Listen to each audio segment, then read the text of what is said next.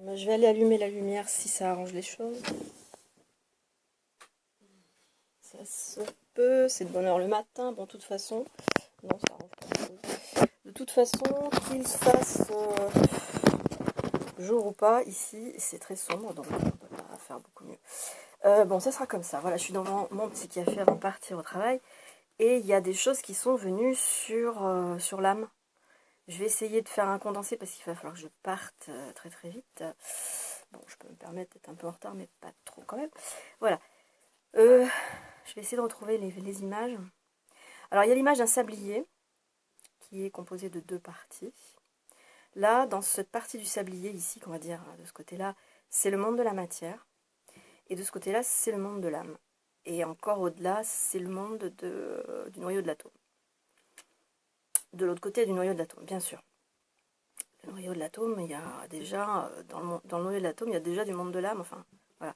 Il y a déjà de la manifestation du mouvement de l'énergie vers le monde de l'âme, etc. Donc des fréquences. Donc, on va rester quand même sur ces deux plans. On a deux plans ici. Le monde de la matière, le monde de l'âme, donc l'invisible, le visible. Et comment ça marche déjà? Parce que du coup, c'était des images. C'est difficile, hein, parce que c'est venu tellement... ça m'a surprise. L'âme, c'est des fréquences. Je crois que j'ai perdu un petit peu les choses. L'âme, c'est des fréquences. Et elles émettent... C'est des fréquences radioactives, donc c'est des mémoires. Enfin, c'est des mémoires. Oui, c'est...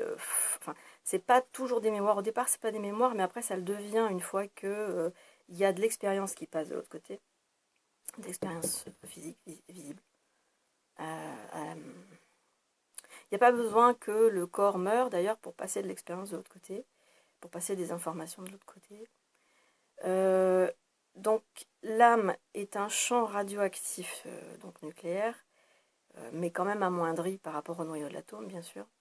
Donc, l'âme, c'est du subatome, et ça émet des fréquences radioactives qui, à partir du boson de Higgs, ont déterminé une masse, donc c'est-à-dire une puissance de vitesse dans la matière qui va déterminer une densité.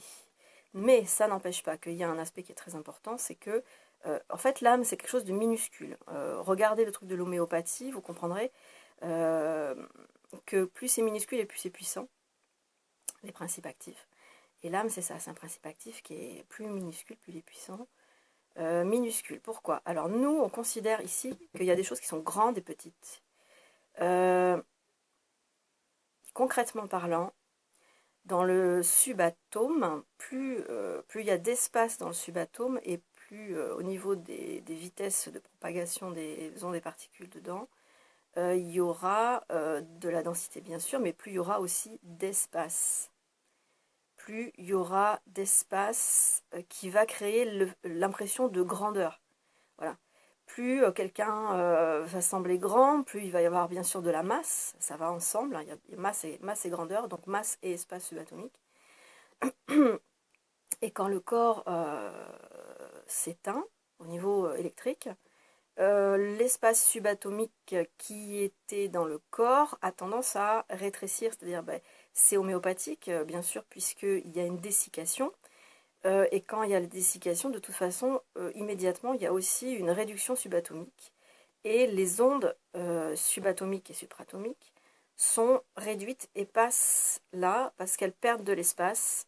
C'est-à-dire qu'il y a une respiration qui n'a plus lieu au niveau des ondes et particules, tout comme il n'y a plus de respiration au niveau des poumons.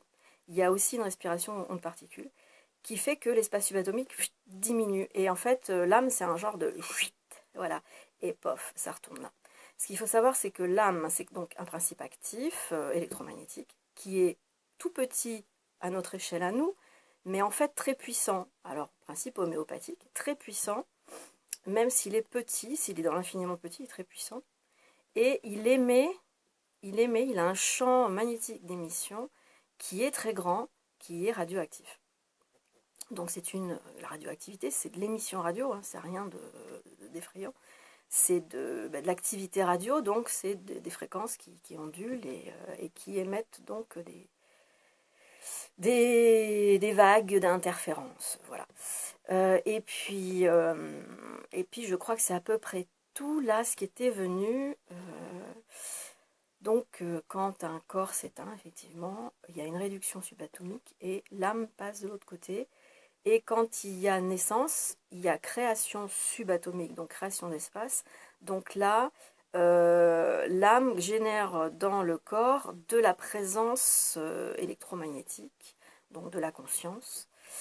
Et elle va occuper ce corps, mais l'âme n'y est pas complètement. Voilà. C'est-à-dire que l'âme ne peut pas... On peut pas dire que l'âme est immortelle, puisque l'âme n'a pas de naissance non plus. Enfin, elle en a une, mais c'est un peu plus loin, ça. C'est un peu plus avant. Donc là, pour le moment, dans ce cycle ici que nous connaissons, les âmes, elles font des cycles, quoi. Donc en fait, elles ne naissent pas, elles ne meurent pas, elles circulent. Voilà, elles circulent. Et puis quand il y a des incarnations, je viendrai plus tard là-dessus parce que ça mérite vraiment une investigation au niveau de l'identification de l'âme. Est-ce que les âmes individuelles identifiées reviennent ensuite dans des corps? Ça, c'est un autre sujet encore. Voilà, sachant qu'on peut conclure sur un fait scientifique, rien ne se perd, rien ne se crée, tout se transforme. Voilà. Donc ça laisse le champ ouvert à l'investigation. Je vous dis au revoir et bonne journée.